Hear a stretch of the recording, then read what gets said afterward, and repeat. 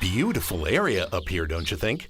The sun sparkling through a canopy of trees, roads so picturesque, just like the place it's named for in England.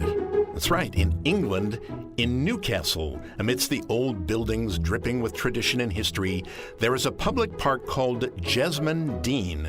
You can look at the tourist brochures and see it is beautiful, Jesmond Dene.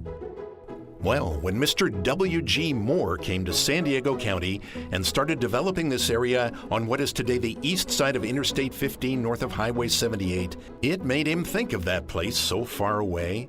So he called his project Jesmond Dene Estates. In 1932, he wrote that he was planning a couple of dozen homes. He had already spent more than $10,000 on 2 of them already, where the Jesmond Dene Park of England could offer croquet, swimming, boating, dancing, and rustic walking. The Jesmond Dene of San Diego County would offer beauty in its own way. That was the promise. Well, a couple of years later, in 1934, it was sold again, the new owner pledging to make further improvements, and he did. And after all these years and much more development, the name has stuck.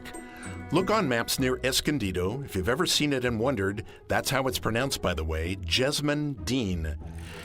Decades later, I bet Mr. Moore would appreciate that it's still remembered, and perhaps especially so that there's our county's own Jesmond Dene Park there. A few thousand miles away from its British namesake maybe, but in its own way, something beautiful and historic about San Diego. How about that? If you want to see more stories about San Diego, all you have to do is click on that subscribe button, and then you will know when there are more stories about San Diego for you to see.